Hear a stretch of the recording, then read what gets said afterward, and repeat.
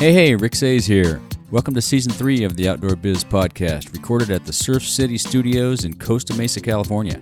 I have another great season of interviews with retailers, brand managers, athletes, executives, and others in the outdoor biz to share their stories, tips, advice, productivity tricks and hacks, and ideas you can use to take your career business to the next level. Today's podcast is brought to you by InMotion Hosting. I've used InMotion Hosting to host my websites for years. Rick Sayes Photos blog, Stillwater's Consulting, and the Outdoor Biz Podcast are all hosted with InMotion Hosting. If your New Year's resolution is to publish a blog, produce a podcast, or simply secure a domain name, go to theoutdoorbizpodcast.com/InMotion and sign up with them today. They make it simple and quick to get a new site up and running with easy installation tools. That's theoutdoorbizpodcast.com/InMotion. Get going today. I'm excited to kick off Season 3 of the Outdoor Biz Podcast with Elton Caushi of Albanian Trip. Elton founded and operates Albanian Trip, specializing in small group adventures in the beautiful surrounding regions of Macedonia, Kosovo, and Montenegro. Elton tells us how he became an adventurer, about life in Albania, and the great trips they offer, including one of his favorites called Bunkers and Beaches. Enjoy. Welcome to the show, Elton. How's it going? It's great, Rick. Thank you very much. Thanks for the early call for your standards, actually. Yeah, that's okay. Yeah. So you say it's 3 o'clock in the afternoon over there. Is it a nice day? It's 3:08 outside in Tirana. Well, actually, I'm right next to my window in the office, and it's raining outside, which is just a blessing. You know, this is June. It's Albania, the Mediterranean, and it has started to get really warm by the beginning of April. And the days have come when we are praying for a bit cooler temperatures here in Tirana, especially. Mm-hmm. And it's somebody is listening to the prayers and is blessing us with some water. So this is really great for humans and nature and everyone. Right, that's great. So how warm does it get there? Does it get pretty hot in the summer? Well, it can get, yesterday I believe we were at 33 Celsius. Sorry, I can't do that in Fahrenheit. Yeah, I can't either, but I'll figure it out. Yeah, it's quite hot. Yeah. In a month, let's say between mid-July to beginning of August, we easily touch 40 degrees Celsius, and I believe those are the temperatures they measure in the shade. Oh, wow. Really? Holy cow. Yeah. Pretty warm. Just like, southern Italy, Greece, we are more or less at that geographical position. Right, we are sandwiched between the two, and that's what you get. Maybe some of your followers will know what I'm talking about. Yeah, I'm sure a few people that follow may have been there, actually. I don't know, but you never know. So let's start with your first exposure to adventure travel. How'd you get exposed to adventure travel? What made you excited about that? Well, I believe adventure travel, it probably went into my bones since I was a kid. Let's say I was a kid in communist Albania. I grew up in the 80s. I was born in 1976 in Tirana, Albania. This was the European version of North Korea in the time when I was a child. Oh, wow. And it was a great place in Tirana. Well, let's say this was the most urban part of the country somehow, and I was born right in the city center. But still, our ways of killing time were climbing on trees, going down, collecting butterflies, checking out for birds and things like that. So I grew up as a kid which was free to express himself physically quite a lot. Mm-hmm. So you like to explore as a youngster. That's great. Yeah. I wasn't the best crawler in the neighborhood. We were always a big bunch of kids, like 25 or 30 kids, and some of them were incredible. You could they were monkeys. Some of them they even adopted nicknames like Monkey or the the problematic or things like that, just because they would not stop going up and down trees and walls and buildings. That's funny. And that was really great, actually. Then I had my grandma. She used to live in Lushnja, which is a lot more rural in the 80s that I'm talking about. And she had a house with a garden, and that was another opportunity for me to be with more kids and wander around, really climbing up on the vineyards and on the trees and on the walls, and this was somehow my first exposure to adventure. And there's been moments in that time when I felt like, we were really adventurous and quite close to serious danger. Right. And that Then adventure travel is, it came a bit later on. Let's say in the 90s, I had the opportunity to be trained in a USAID, in an American development project. The American government had come in the beginning of the 90s, come back to Albania after almost 50 years of, 55 years of interruption of the relations. Right. And they were eager to help, and in the beginning of the 90s, Albania was a really miserable country and nobody really thought of it, but the perspective and the good conditions were there. So they started training, tour guides and tour operators, and I was one of the very few lucky ones which got the training for that. That's cool. So is that how you got inspired to start your business? I think that's how I can probably identify that period as let's say the first moments when I thought that this is going to be my future, and eventually this is going to be a business. So it's been an inspiration with some of your own money as well. So thank you very much for that. Actually, I hope I'm making good use of it. Well, I'm glad we're able to help, and I'm glad to turn it into some positive things too. That's awesome. Yeah, absolutely. Well, Americans have done a lot historically, not just recently, but historically have done. And in Albania, we love America and Americans quite a lot. Great. I don't think I exaggerate that. Well, I have to come over there. I've never been over to that part of the world. I have to explore over there sometime. And you guys offer a lot of great trips. What kind of trips do you offer? Tell everybody a little bit about your business before we go too far. Well, we're trying. Well, we started about a dozen years ago, actually, as a real business. We registered the business, but I had already been involved, in some services, let's say, for other operators from abroad, but mainly I worked for journalists. In the 90s, Albania was a land with a lot of bad news. We had the wars in former Yugoslavia all around us, and we had some problems in the country. So it was an amazing terrain for journalists, and that's how I started. Then, inspired from that period, I continued the business we registered in 1998, and we tried to specialize as a little bit of a boutique travel services provider. Yeah. Actually, we're not trying to have a big factory here, having 10 or 100,000 people being provided with services from us, but we're trying to have a good little bunch of people which appreciate character travel, for which we organize, a very good trip that we organize in this moment is Bunkers and Beaches, where we try to organize history and nature, and food, wine, and people come and visit our bunkers. Albania doesn't have neither a Tour Eiffel, neither a Colosseum, like some of our neighbors have. Yeah. But Albania has bunkers, and it has at least hundreds of thousands of those.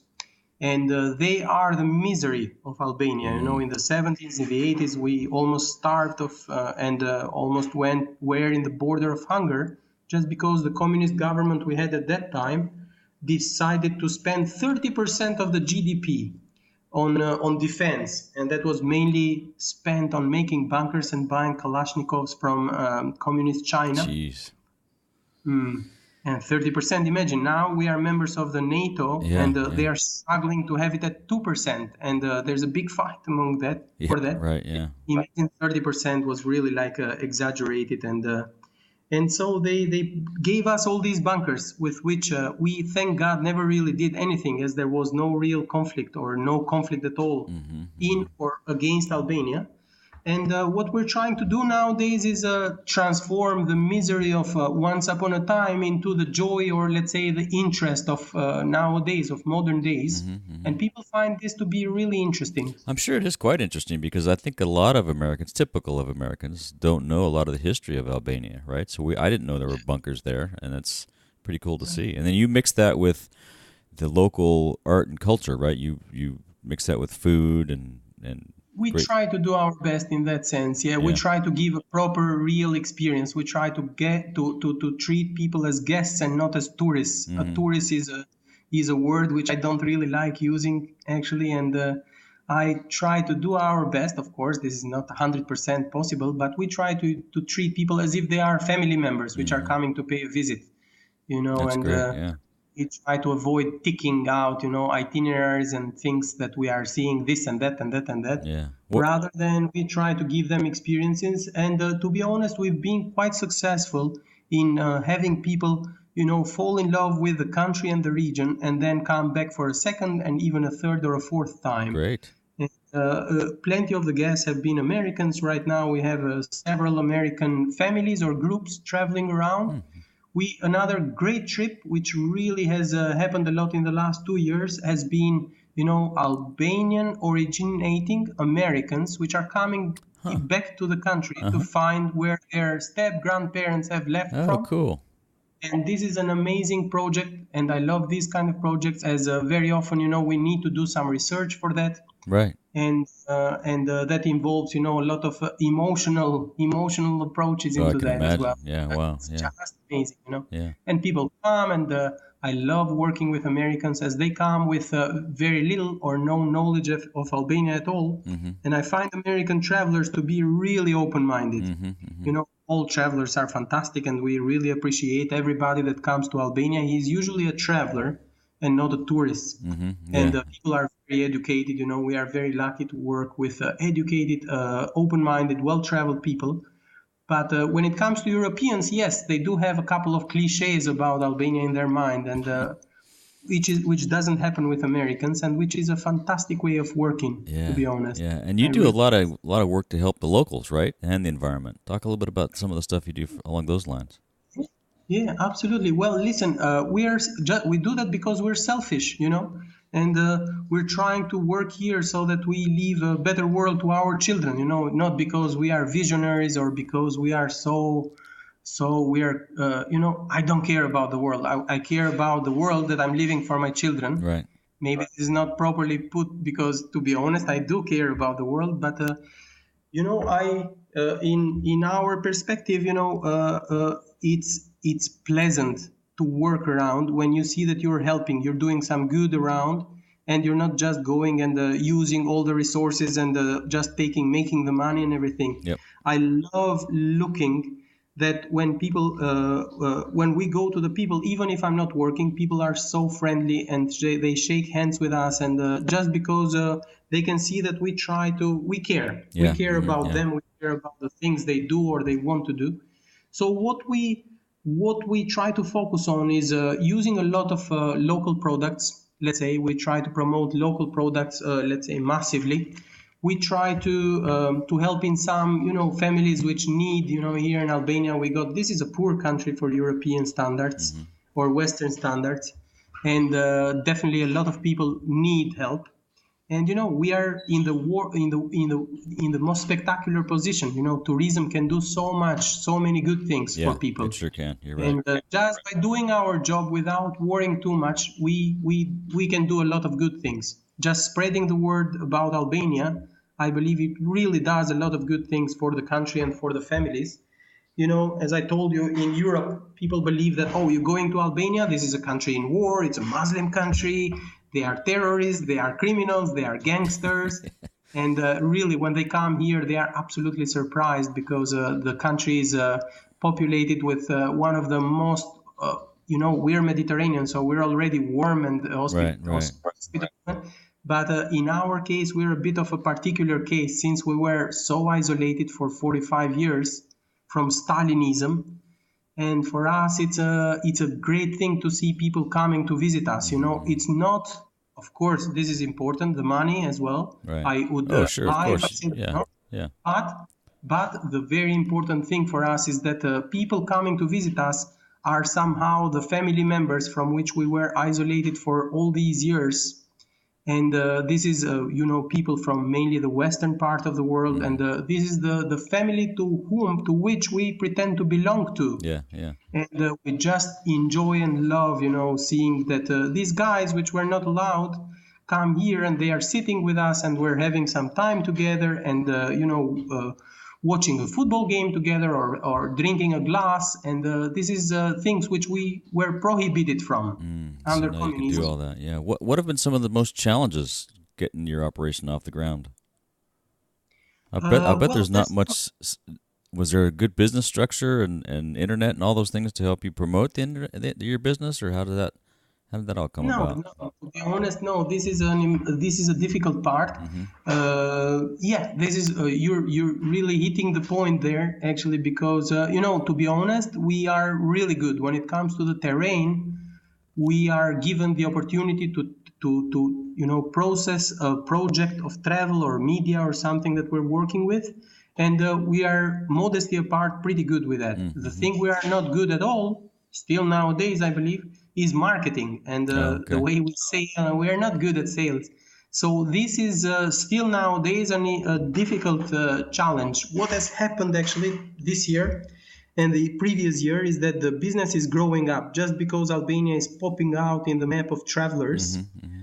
around Europe. And, now we need to calm down a little bit and take things a bit more calmer. I mean, we don't have anymore this fervency of growing up, taking more Gotcha. clients, more business and everything. Right. As with Albanian Trip, which I'm working for, we're trying to keep it as high quality as possible. Mm-hmm. So these are, the fact that we are now in front of a touristic boom, practically, because this is what is happening. Mm-hmm.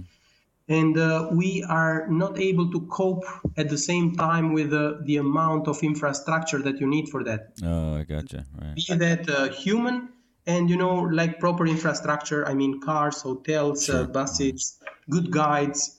So here we're killing now for good guides. In Albania there is a people, tour operators are in a big difficulty for good proper guides.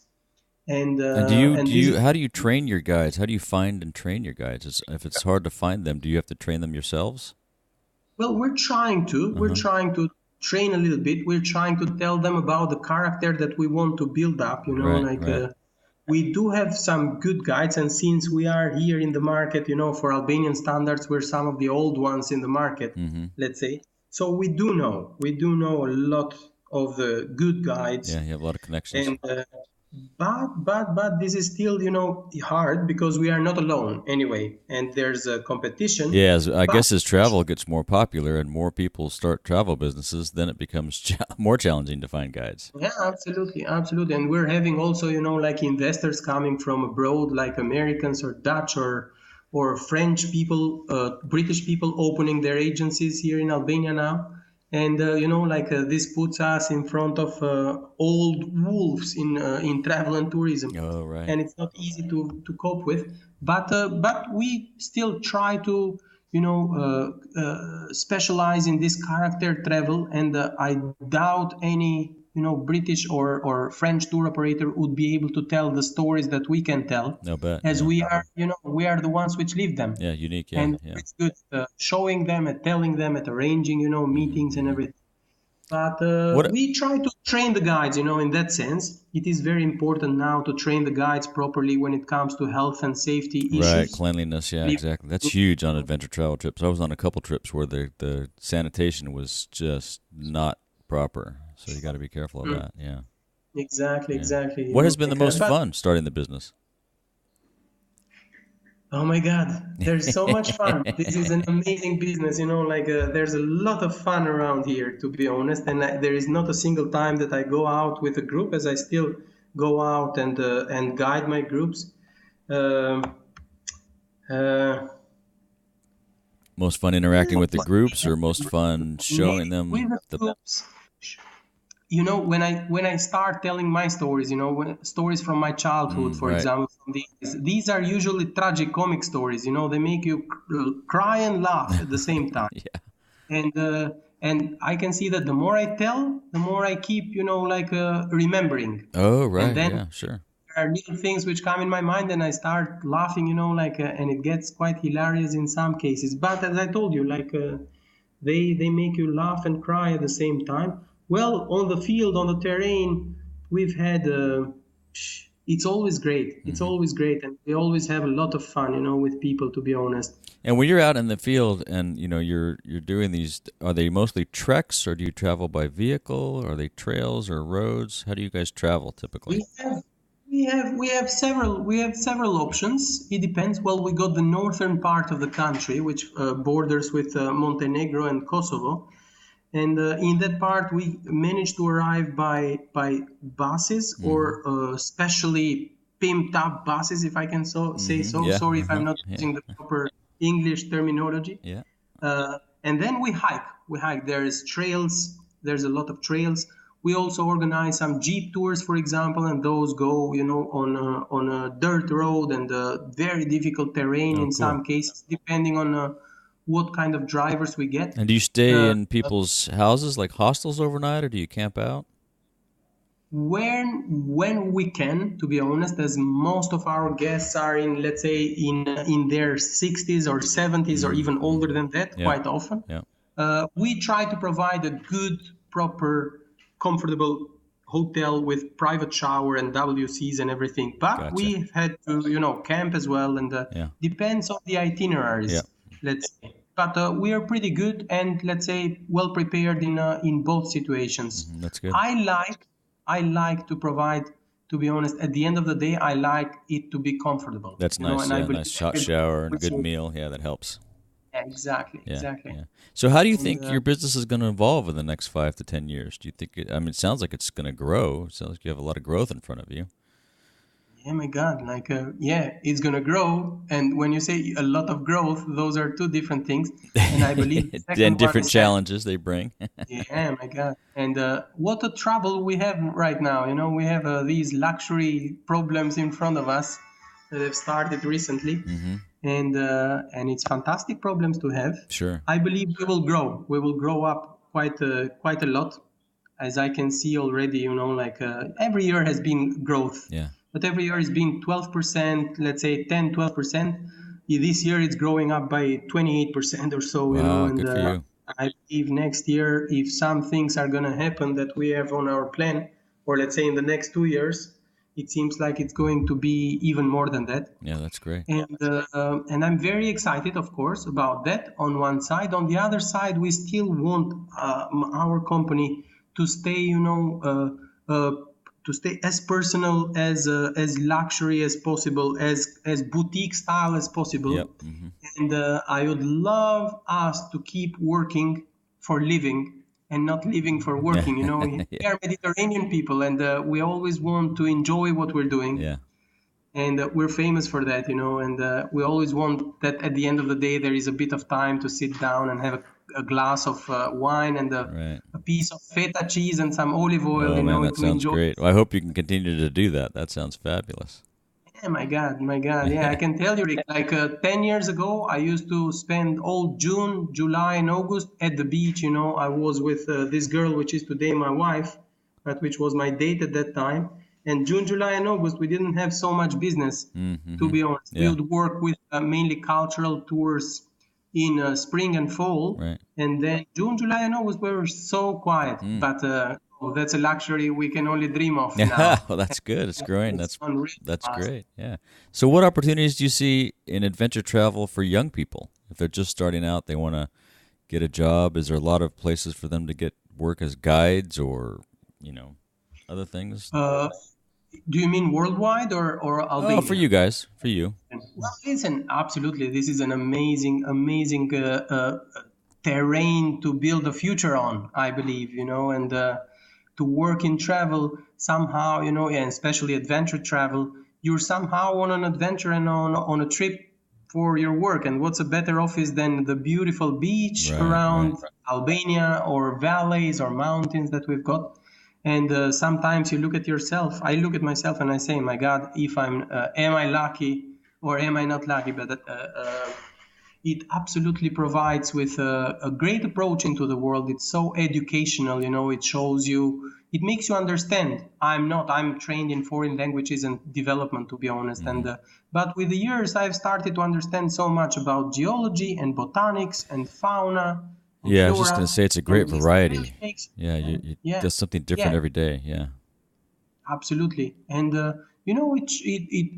it shows you about the tool that the world is actually, and the opportunity that is given in our hands, and how easy, if we want to think of it, can be, to rethink the way we use the world, in adventure travel, for example. And with just a little better approach, or with just a little more, involvement in this business, you definitely make the world better for yourself, and you make yourself better for the world, Yep, and I agree. I believe it makes a lot of sense. That's great. And do you have any suggestions or advice for folks that want to get into a career in adventure travel? Absolutely, yes. Stay curious. I suggest you stay curious, you keep wandering around, keep asking questions, just as if you were a 3-year-old child. Uh, Keep training, keep, Love that. Enjoy. It's important to enjoy. Identify if you want to be in adventure travel and you love diving, make sure you're going to be the best diving guide. Mm-hmm. Let's say you love hiking, make sure you enjoy hiking yourself and do the things that you love. If you're going to love them, people on your tours will love what you're doing. Yep, exactly. Be enthusiastic. That's good. Yeah. So when you're not out working all the time on tours and whatnot, what other outdoor activities do you participate in? I love working for medias, to be honest, and I've been doing a lot of media services. Oh, okay. Is that what you mean, or you meant work, or my own leisure? Oh, I mean, yeah, outdoor. Like, do you bicycle? Do you run? Oh, yeah. Well, I bicycle quite a lot. Mm-hmm. I jog quite a lot, to be honest. Right now, I'm the father of 2 very young children, and no more going out with friends for beers or hooking up for the girls or anything like that. So my only abuse in this life is jogging, to be honest. Yeah, that's good. But I still keep bicycling quite a lot, and for work, then I have to hike a lot. Right. And we do a bit of kayaking and rafting from time to time. It depends. Mm-hmm. That's paraglided good. A couple of years ago, a few times for work again. And plenty of things like that. And do you read a lot? Do you have any favorite books, or do you give books as gifts? What are some of your favorite books? Yeah, well, with 2 little ones, you may not have time to read anymore. No, I do try to keep my mind in training. I don't read as much as I used to, but I always have 1 or 2 or 3 books nearby.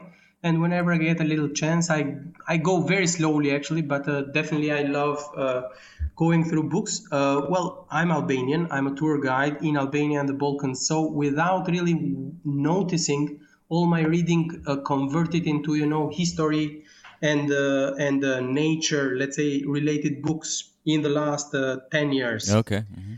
And I read very little fiction. But since we're talking about Albania and I'm talking from Albania, I would definitely recommend American readers to have a look at this gentleman's books. His name is Ismail Kadare, Kadare. And he's running for the Nobel Prize for many years, and well, then when you come to Albania, I'll tell you about his own story and why he's not getting it for the moment, it's a complicated character, but he's absolutely fabulous. And I definitely would recommend some of his books, like Broken April and The General of the Dead Army, or Chronicle of a City in Stone.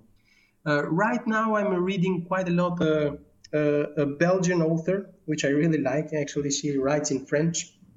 Her name is Amélie Nothomb, and I love the way she organizes, reading by her books. Actually, it's usually very smart dialogues that her characters have, usually with a journalist or with a woman, and cool. I really like her books. But then, I grew up with adventure books, Robinson Crusoe, and books of adventures of the kind. I grew up with those, and I remember there is a lot of British authors, which I don't even remember the name now. Hunters of Gorillas was one. I was a kid and I would pretend like I was sick. So I would take the thermometer from my parents and say, "Oh, I'm sick today," and I would just try to make it warm by scratching it on against a pillow or something. And so if the thermometer was showing 38, my mom would say, "Okay, you don't go to school today," and that was just to read adventure books like that one. That's fun. That's great. So you're outside a lot. Do you have a favorite piece of outdoor equipment under $100 that you just can't live without? Okay, well, as I told you, right now it's my jogging shoes. Okay, yeah. Actually, I did buy those in Tirana, somewhere in a shop. I don't even remember now, but they are pretty good, and they are probably $35 or something. Yep, that's and, good. well, we bought for work, actually, recently. We bought some Motorola kits, and we're using them for our Jeep tours, but they are also extremely handy in small private tours, in trekking tours as well. Right, yeah. And I definitely recommend them for families being outside or groups of friends. They are so handy. Yeah, they're good because tools. Yeah. they really allow you to, have a lot of independence while still being in touch. Right. Of course, you can't be 100 miles away, but you can be easily 200 or 300 meters away from each other and still be connected, tell to each other about the stories and everything. So this is the last equipment that we bought for work, actually, and with which I'm really happy, and which costed less than $100. Those are good. Yeah, that's great. Yeah. And do you have any tools you use to stay motivated, productive? Do you meditate? Obviously you jog a lot. That's almost like a meditation for some of us. It is, absolutely. Yeah. Well, I find, jogging and my bicycle rides, which are most often for work, actually, they are fantastic. I really get lost, and I got kind of focus on the activity. Yeah, that's good. That's good. So as we go to wrap up here, do you have anything else you'd like to say to our listeners or ask of our listeners? I would love to tell your listeners that they need to know that there is a country in Europe, in the Mediterranean. It's north of Greece, east from Italy, and south from Croatia. It's called Albania. It's, the fatherland of Mother Teresa. It's the fatherland of John Belushi, one of the Blue Brothers. And it's definitely a country which you should visit, as you definitely feel home. You guys have done so much for us. At the end of World War I, at the end of communism, several times, and you're still doing a lot for us. And you will notice that Albanians are, apart from a country which is, thousands and thousands of years old. I told you this is, some of the legends say about Greece, but actually they happen today in this territory. And this was used to be called in antiquity Illyricum, Illyria.